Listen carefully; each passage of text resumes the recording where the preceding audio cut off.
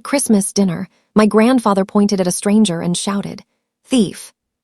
Seconds later, the police stormed in. But what no one at that table knew was that I had been waiting for this moment for 10 long years. My name is Emily Carter, and I was the invisible granddaughter. Not unloved, not forgotten, just conveniently ignored. Christmas at my grandfather's house in Connecticut was always about tradition, gold-rimmed plates, crystal glasses, and forced smiles that cracked the moment dessert was served. My grandfather, Walter Hayes, sat at the head of the table like a judge, his silver hair perfectly combed, his eyes sharp enough to cut through anyone who dared question him. He built a real estate empire from nothing, and then used that power to control everyone who depended on him, including my mother, and especially me. I was the daughter of his biggest disappointment. My father had been a mechanic, blue-collar, honest. Grandfather never forgave my mother for marrying him. After my dad died in a factory accident when I was 17, everything changed. Or rather, everything ended. The thing they thought I didn't know. 2 months after my father's funeral, I overheard a conversation I was never meant to hear. I stood at the top of the staircase, barefoot, holding a glass of water, when I heard my grandfather's voice drift up from the living room. "The trust was in the boy's name," he said calmly. "But we'll transfer it. She's too young, and frankly too soft." My mother didn't argue. She never did. That trust fund, $2, $8 million, had been set up by my father's uncle for me, for college, for my future. It vanished before I even turned 18. Legal loopholes. Family signatures. A grandfather who knew every crooked lawyer in the state. When I asked about it later, my mother cried and said, "Your grandfather knows what's best." From that day on, I learned something important. Silence was their weapon. Patience would be mine. 10 years later, I returned that Christmas not as the broken girl they remembered, but as someone they never bothered to look up. I wore a simple navy dress, no jewelry, no designer labels. They assumed I was still struggling. Good. My grandfather introduced the stranger halfway through dinner. "This is Michael Grant," he said, smiling thinly. "A friend of the family." Michael was in his late 40s, wearing an expensive watch and a tailored coat. He smiled politely, but his eyes flicked around the room like someone measuring exits. He sat 2 seats away from me, and when our eyes met, he froze. Just for half a second. But I saw it. The accusation. Dinner was almost over when my grandfather slammed his fork down. The room went silent. He stood up slowly, pointing directly at Michael. "You," he shouted. "You're a thief." Gasps echoed around the table. My mother stood up, panicked. My aunt clutched her pearls. Michael turned pale.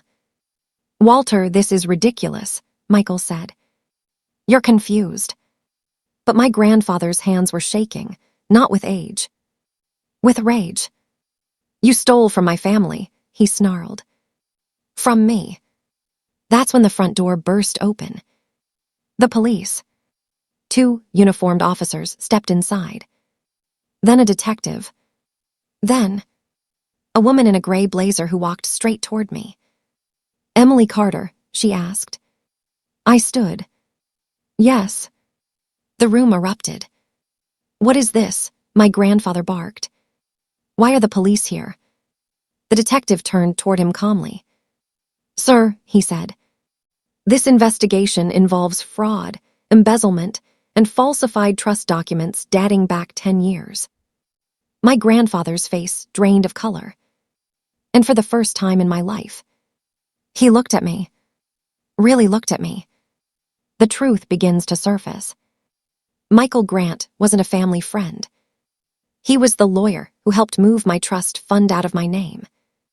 And the accusation my grandfather shouted. It was projection. Because the real thief was him. And this Christmas dinner, it wasn't an accident. It was a reckoning. When the detective said my grandfather's name out loud, the room felt like it lost oxygen. Walter Hayes, the man everyone feared, respected, and obeyed, looked suddenly small. Not weak, but exposed. My mother was crying quietly beside the fireplace. "Emily, what is this?" she whispered. I didn't answer her. I was done explaining myself to people who never protected me. How I did it, what they never expected. They thought I was broke. They thought I was struggling. They thought I'd left town years ago to figure myself out. What I actually did was study. I worked 2 jobs through college. Nights at a diner, days in class.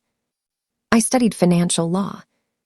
Not because I dreamed of courtrooms, but because I wanted to understand how they stole from me without touching a single dollar in front of witnesses. That trust fund wasn't taken by force. It was taken with forged consent, manipulated guardianship clauses, and one very specific lawyer who specialized in quiet family restructures. That lawyer was Michael Grant, the same man now sweating at our Christmas table. Michael's mistake. Michael assumed I was harmless. So when I contacted him 2 years earlier, pretending to be a clueless adult trying to understand old family paperwork, he underestimated me. He talked too much. He sent emails he shouldn't have. He explained processes that exposed intent. And most importantly, he confirmed that my grandfather personally authorized the transfer, knowing it violated the original trust terms. That's when the detective entered the picture. Quietly, patiently, legally. Back to the dining room. "This is insane," my aunt snapped. "You can't accuse Walter of this." The female investigator opened a folder and laid out documents on the dining table, right between the turkey platter and the wine glasses. "We're not accusing," she said calmly. "We're documenting." My grandfather tried to speak. Nothing came out. Michael stood up suddenly. "I want a lawyer." The detective nodded. "You'll get one.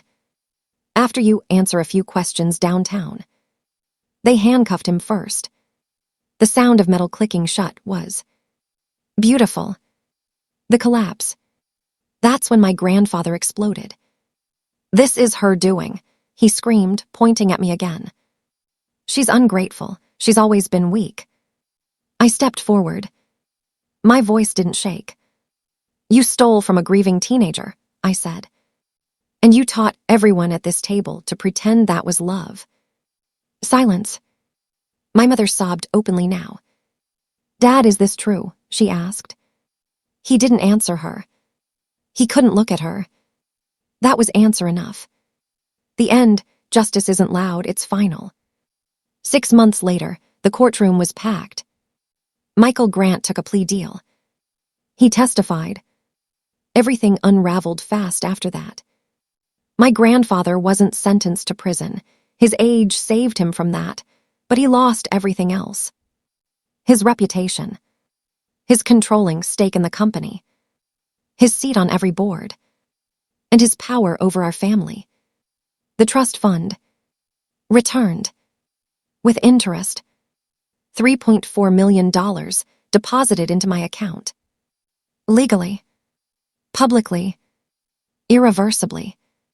The last conversation. I visited my grandfather once after the ruling. He sat alone in a quiet assisted living apartment. No head of the table. No audience. "Was it worth it?" he asked bitterly. I looked at him calmly.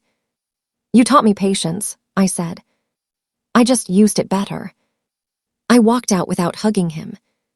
Without anger. Without guilt. My life now. I bought a modest house. Paid off my mother's debts, but kept boundaries. And every Christmas since then, I cooked dinner at my place. No accusations. No fear. No silence. Just peace. Because the greatest revenge isn't destruction. It's reclaiming what was taken. And never needing their approval again. The end.